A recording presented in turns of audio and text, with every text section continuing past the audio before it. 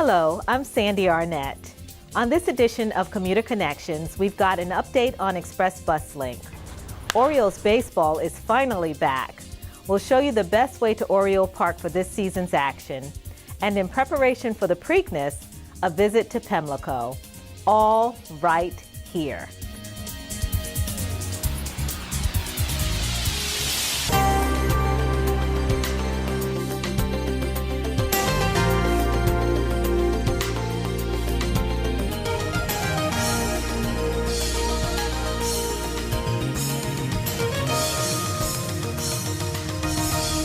Welcome to Commuter Connections.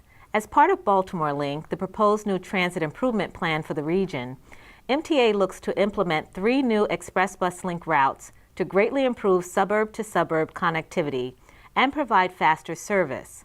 MTA Director of the Office of Planning and Programming, Kevin Quinn, joins us with information on Express BusLink. Thank you for joining us. Sure, thanks for having me. So, I know there's a lot involved with this whole Baltimore Link plan that the governor announced back in October. For those who may not be familiar, though, tell us a little bit about Baltimore Link. Let's start off there. Sure. So, Baltimore Link was announced back in October, and it's a really fresh look at our bus network. It's a new proposal that really puts out there a new comprehensive bus network redesign. It's really going to transform the way that people move in and around the Baltimore region and access a lot of job centers. We get a lot of comments when we're out in the community that we need to improve our reliability, that we need to improve the way that our buses connect to light rail and metro and MARC, and that our bus system needs to reflect that people want to get to jobs and get to entertainment and get to hospitals and all the things that they need to do in their daily lives. And so that's what Baltimore Link is really all about. It's about connecting people a lot better to the places they want to go. Okay, so that explains a little bit about how it all came about. How do you see, as far as all the planning that kind of went into that? It seems like that's been a lot of work that's been accomplished since October even. And tell us a little bit about all that was a part of that. Sure. So, this really started back in 2013 with the Bus Network Improvement Project, or the BNIP project. I remember. And that lasted from 2013 to 2014, and we really picked up where that left off, and we took a lot of the recommendations out of that, and that's really what led to this Baltimore Link network redesign. We examined a lot of data as part of that effort and as part of the Baltimore Link effort that really looked at travel patterns and job growth patterns and where people are living today. And one of the big findings was that all of our MTA bus routes really all go downtown today, and they don't all need to. The fact is that there's been a lot of job growth in suburban areas that we haven't matched that in our service, and that's a lot about what Express BusLink is all about. So tell me, how long has the current bus system been in place? Sure. When was the last time there was any change? Yeah, so our current bus lines have been in place for 40 or 50 years, and they haven't changed really dramatically in quite some time. So they haven't changed, but like you said, jobs have moved. People need to be different places other than downtown. Yeah. And so this is something that you've looked at. Yeah, our region has changed dramatically in 50 years. And our bus network has, for the most part, stayed the same. Our bus network that was in operation in 1960, when we weren't one of the most congested cities in the United States, it never changed to match that. We never looked at our travel patterns and where people wanted to go and new job centers that were popping up all around the region. And we have to have a transportation system that really parallels that growth. Right. So why now? How did the whole Baltimore Link come to be? I know you said that there's a lot of change and you've been seeing that over the years. What made you all decide to do something at this time? Well, our bus network, we get a lot of complaints from riders about things like reliability, and it's been known for some time that we've needed to take a look at redesigning our bus system and really updating it. And so now is a great time to start to take a fresh look at the system, take a fresh look at some of the data that we have, and really redesign a system that works for the people of Baltimore. Okay. And so with the Express BusLink service, Tell us a little bit more about that. Like, what are the routes? Where are they going? And Sure. So our Express BusLink service is primarily our limited stop service. So, we like to think of it as kind of a pick up people, and then a long haul, and then drop. And so it's not stopping as frequently as our current local bus service. And so it's generally also offered in the peak hours, so during the AM peak and the PM peak, really getting people to jobs. And up until now, all of our express routes have gone from suburban areas into downtown. And so, what we're really doing is updating to reflect some really important suburban to suburban transit options for people that don't exist today. oh, okay. So it will ease up the downtown congestion. Certainly, So yeah. that would, and I'm sure people can appreciate that. And I think like with one of the Express BusLink service routes, that's going out even toward Harbor East, where there's a lot of business, a lot of development Yeah. in that area. Yeah, that's right. So, part of this package of express bus changes includes a modification to our existing 150 route, which currently goes from the Columbia Town Center into downtown. And we'll be extending that to Harbor East, where, as you know, there's just been a tremendous growth of jobs and businesses coming in, and it's going to continue to grow. MTA wants to be part of that solution towards solving a lot of the transportation issues in that area. Okay. So June will be the kickoff for Express BusLink service.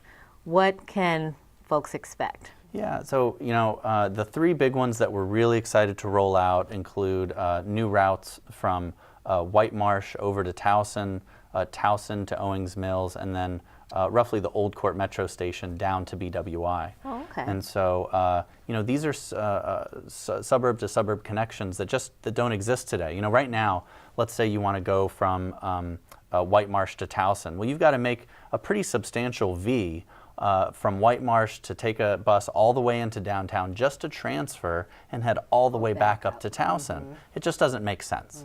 And so, let's connect people better than we are today. Right. And so, again, creating that White Marsh to Towson connection is a really key piece of this, and we think it's going to be very successful. And it'll save people time. They're not, like you said, going down to go back, into the counties. It'll save people time, and I think your point earlier about reducing congestion downtown is something that we also expect to see. That's that many huge. less buses, congesting our downtown streets and connecting people better than they're connected today.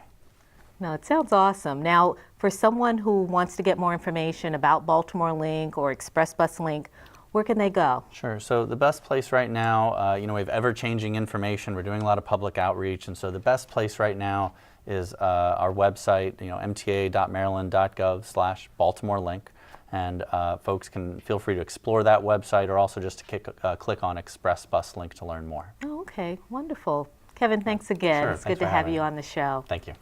With traffic congestion in the Washington, D.C. area ranked amongst the worst in the country, suburban Maryland residents in Prince George's and Montgomery counties certainly welcome and look forward to the completion of the Purple Line.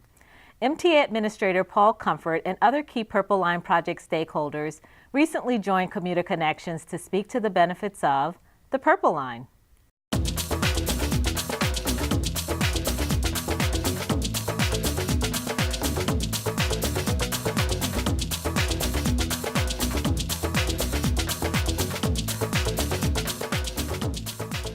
Hello, I'm MTA Administrator Paul Comfort.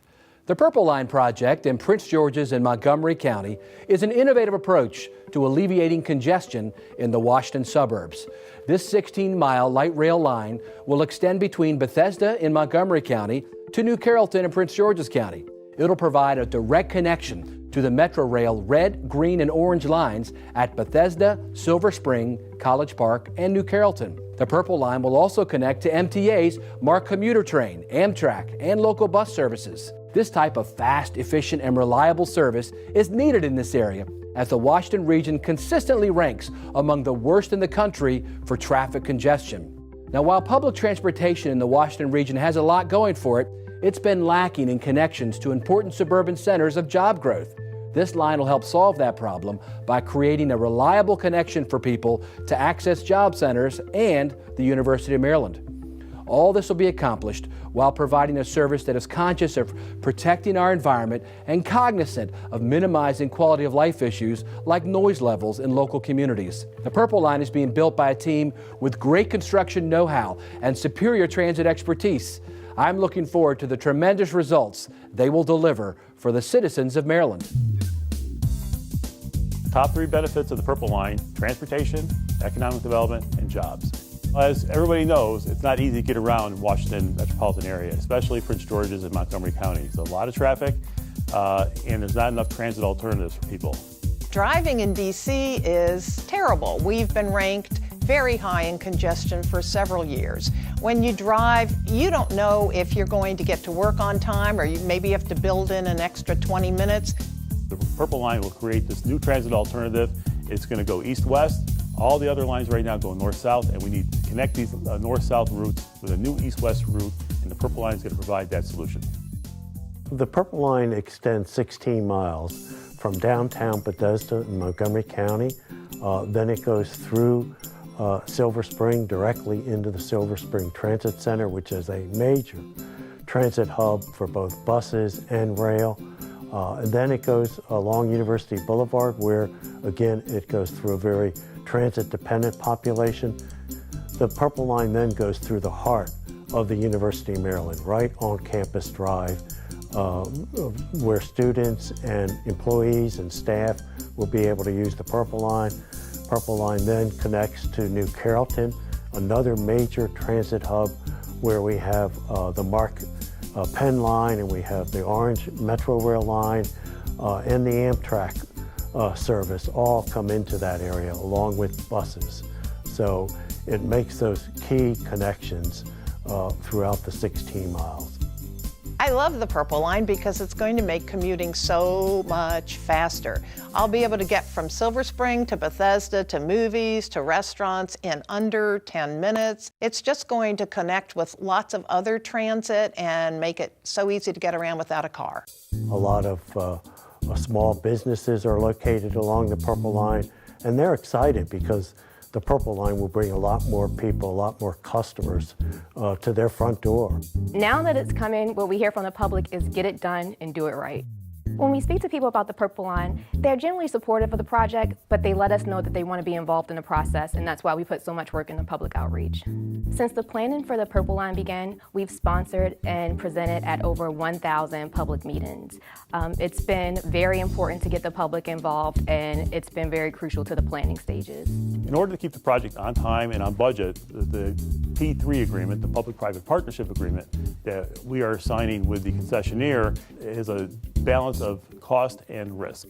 So if something happens that the concessionaire causes a delay, they pay. If the state causes a delay, we pay. All sides are incentivized to get it done on time and on budget. Now that the Purple Line's a go, we are thrilled. We were thrilled last summer when Governor Hogan approved it. We're so excited a concessionaire has been chosen, and we can't wait for the groundbreaking and construction to start, and looking forward to riding the first train. People are excited about the Purple Line. It's a good time for the Purple Line right now, and I think they're ready to get on their ride. As you've seen, the Purple Line is a revolutionary approach to tackling some of the nation's worst traffic congestion. It demonstrates how the public and private sector can join forces to provide innovative solutions with a fixed price and a guaranteed schedule to the taxpayers of Maryland. This public-private partnership allows the state, and most importantly, the taxpayers, to transfer operations, maintenance, and performance risks to our private partners. In addition, it leverages private investment, provides high service levels, and reduces the cost to the public. This project will really change the lives of many Marylanders by providing a long-needed, reliable, and rapid travel option in the Washington suburbs.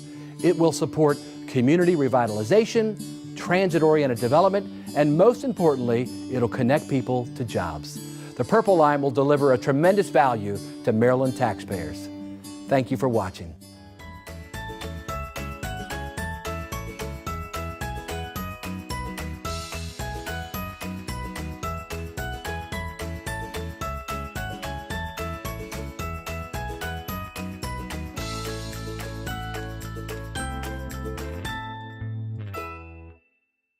The Purple Line will definitely make a difference in the Washington area suburban Maryland commute when it begins service in 2022.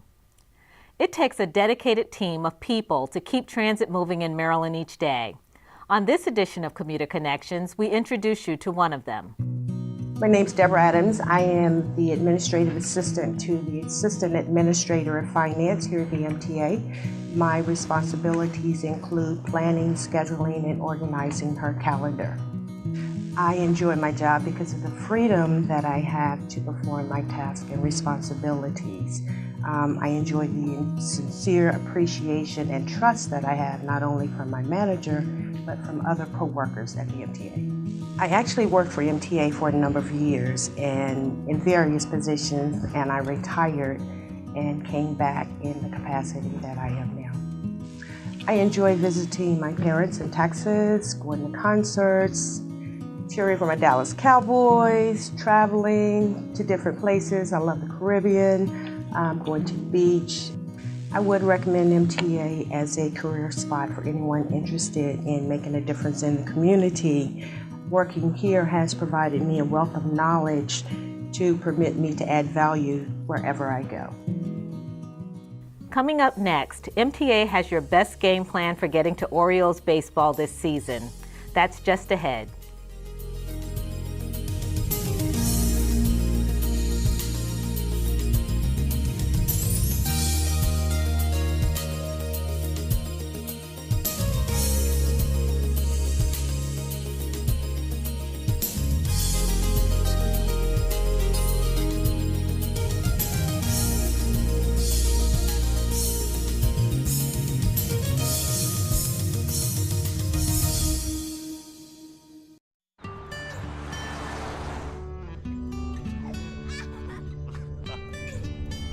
They say that when you're facing extreme danger, your life flashes before you.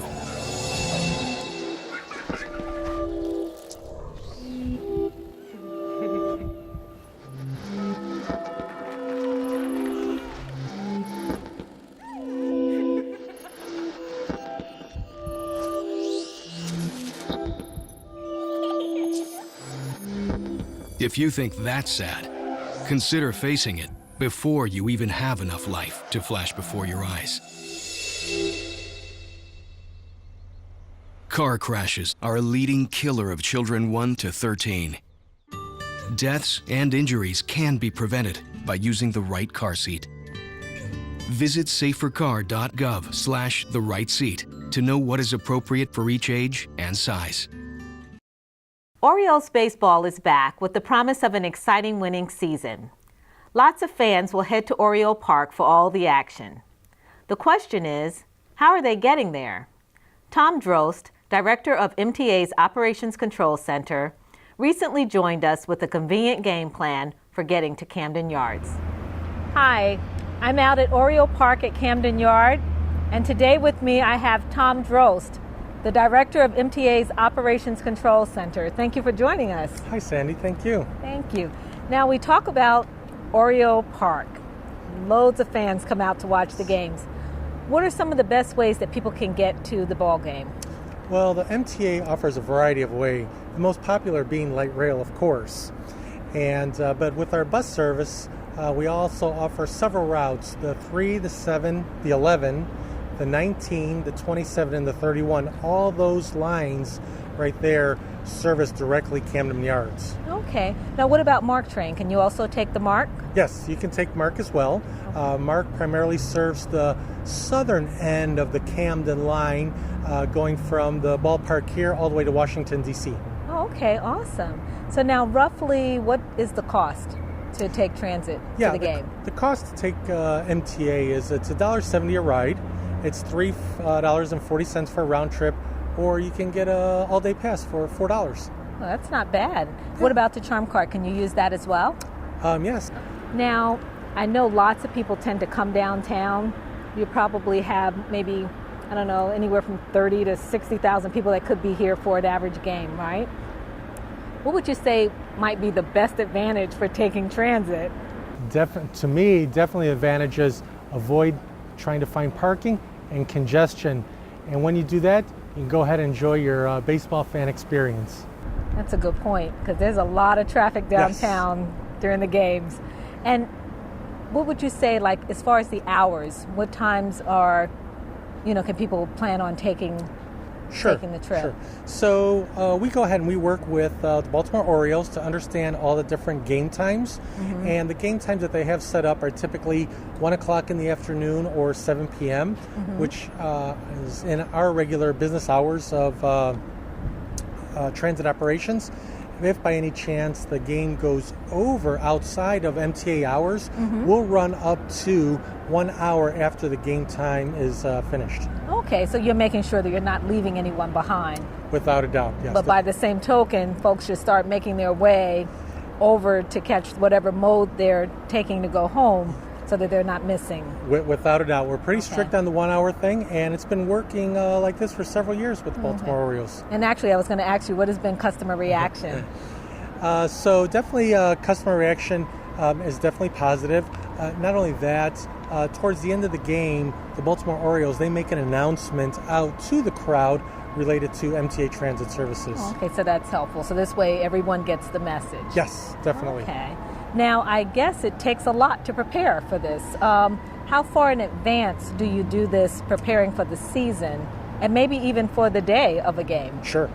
So for the day of the game, definitely the team in the Operations Control Center, they come together and they talk about the resources that are available and start putting things in place for an afternoon game and then an evening game. Mm-hmm. And for when we kick off the season, we meet with the Baltimore Orioles right around beginning to mid-February, Mm-hmm. and we talk about the previous season and the operational plan, and then we also talk about anything new that's going on within Camden Yards where we may have to adjust our transit strategy.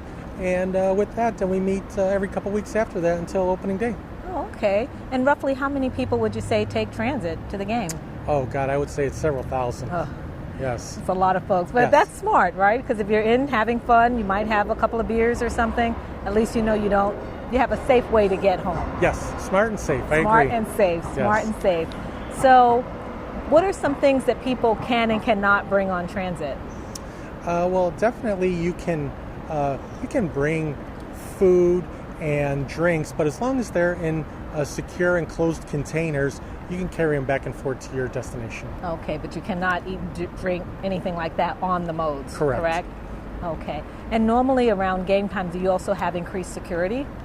Yes, we work with MTA Police on a regular basis. They have a regular detail here at Camden Yards Station, and they work pre and post game to ensure the safety of our passengers. So if someone wants more information on how to get to the game on any game day, where can they go? They can either go to the MTA website or the Baltimore Orioles website. Both of those websites will get you to a brochure that's online that talks about all the home games, the start times, and how it relates to transit, the frequency, the time of day, for all the different modes. Okay, all the good information right Without there a in doubt. one place. Yes. Okay. Yes. So what about you? Are you heading over to the game this season? I definitely will. I have two circled in mind. When the Chicago team comes and when the Arizona team comes, I'll be at the ballpark. Okay, well, I appreciate you joining us at the ballpark today. Thank you so much for your time. Thank you, Cindy. Have a good day. Thank you. You too. Go O's! We're all cheering on the Orioles for an exciting winning season. Just ahead, a look at MTA's service to the Preakness. Stay with us.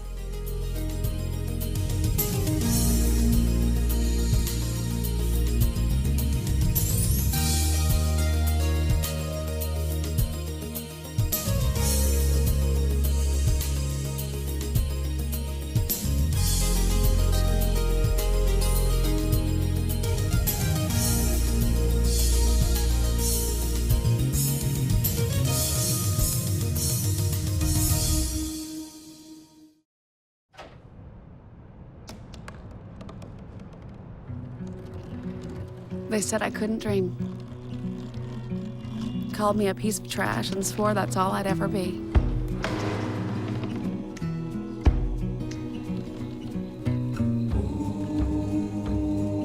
Said a bottle couldn't see the ocean.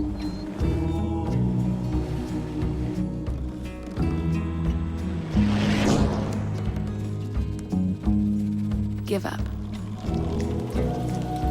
Go back to the dumpster.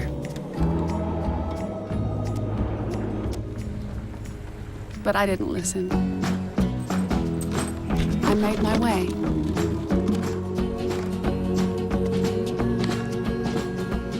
And now, I am what I've always wanted to be.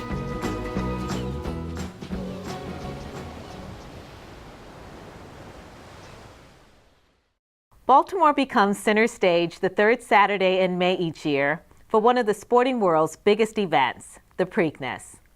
Thousands are expected to converge on Pimlico Preakness Day. Many will ride MTA. MTA Field Superintendent Latasha McCrae recently joined us at Pimlico for a look at the various options for getting to the Preakness. Hi, I'm here at Pimlico today, and joining me is MTA Field Superintendent Latasha McCrae.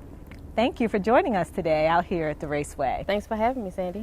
So Preakness, that's a big deal here in Baltimore, Yes. and I wore my hat because I wanted to come prepared. Yes. But tell me, when does Preakness actually kick off? Preakness is Saturday, May 21st, here at Pimlico in Baltimore. And I know people have different ways that they can get here to the field. What are some ways that you would suggest by taking transit? So they have a couple of options. They can catch the light rail service from the north or the south end to Cold Spring Station. They can catch Metro from the east or the west end to Rogers Station and get a shuttle service. Or they can drive to Poly Western, catch a shuttle there, here to Pimlico. So you'll have a number of shuttle buses running, roughly how many during the day? We have about 40, and they'll be with us all day. Okay. Now, what would be the cost to take transit to Pimlico? So it's regular cost for any other day. It's $1.70 for one way, $4 which will give you a day pass, which includes a round trip, being able to catch any service that we have, whether it's bus, metro, light rail. They can use it on anything. Now, would that also include a charm card? Could they use the charm card as well? Yes, they can get the charm card at 6 St. Paul. They can get it at some authorized locations. They can also get it online. Okay, and that would be convenient. They won't have to worry about Yes. cash, so that will work out. So roughly how many people take transit on that particular day? We normally transport about 5,000, and that's with them catching the light rail, metro, or regular service. Okay, that's quite a few. Yes. And with all the operations that you mentioned, how far in advance do you start preparing for Preakness Day? We normally start planning about 3 months out. That way we can make sure that we have the right buses that's properly equipped and everything, and that we have the operators, and then we also get volunteers to help us for that day. Okay. And do you also have like added security at some of the station stops? Yes, we Needed? do have MTA police that'll be at some of the locations. Okay, great. Now also I know oftentimes if people are coming out, they're planning to be here all day, they are bringing bags and all kinds of things like that, chairs. So what would you suggest that some of your MTA customers can and cannot bring on the modes? So we ask them not to bring any alcohol. We ask them not to bring large containers, large chairs, or anything of that sort, anything that could block the aisle or become a safety issue. We also ask them that if they're going to have open containers, that they have some sort of lid to it.